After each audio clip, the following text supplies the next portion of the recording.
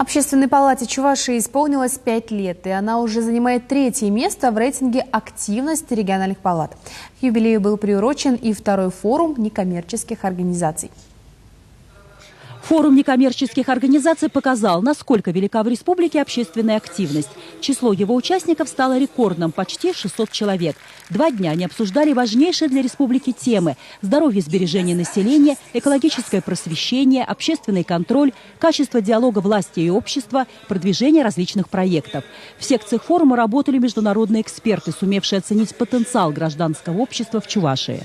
Некоммерческие общественные организации, безусловно, их роль с каждым днем должна быть, наверное, все больше и больше в этом, потому что только волонтеры, только люди, увлеченные тем или иной работой, могут повести за собой массы, повести за собой людей и увлечь их чем-то, и сделать нашу жизнь лучше, счастливее и здоровее. Активные общественники – прежде всего люди неравнодушные, инициативные, имеющие собственную гражданскую позицию. В рамках форума состоялась форсайт-сессия «Чувашия будущего. Стратегия развития 2030». Представители гражданского общества предложили коллективный проект развития региона. Тот форум, который сегодня проходит, он показал зрелость нашего гражданского общества. Очень много интересных людей, много интересных некоммерческих организаций. Это можно судить по выставке, это можно судить по тем мероприятиям, которые проходили вчера и сегодня.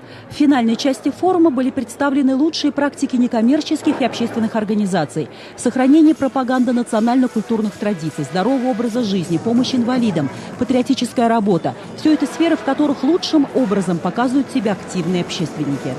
Мы сегодня представляем проект «Диалог языков и культур», который направлен на развитие международного сотрудничества в Чувашской республике, а также на адаптацию иностранных обучающихся, которые приезжают к нам из разных стран, учиться, получить образование.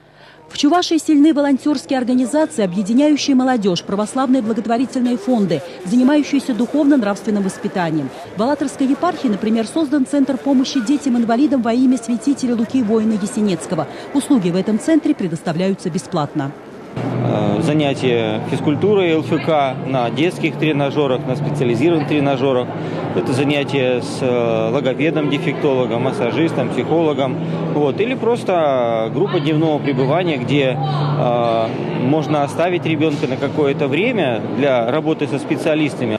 Успехи всех этих организаций становятся более открытыми благодаря деятельности Общественной палаты Чувашии. По итогам 2015 года она стала 3-й в российском рейтинге активности региональных палат. Праздник самый активный ее член отмечен благодарностью главы республики. Получили почетные грамоты Общественной палаты России и Государственного совета Чувашии. Среди награжденных и член Общественной палаты Чувашии – корреспондент нашей телерадиокомпании Зинаида Паршагина. Лидия Галактионова, Виктор Степанов, Вести Чувашия.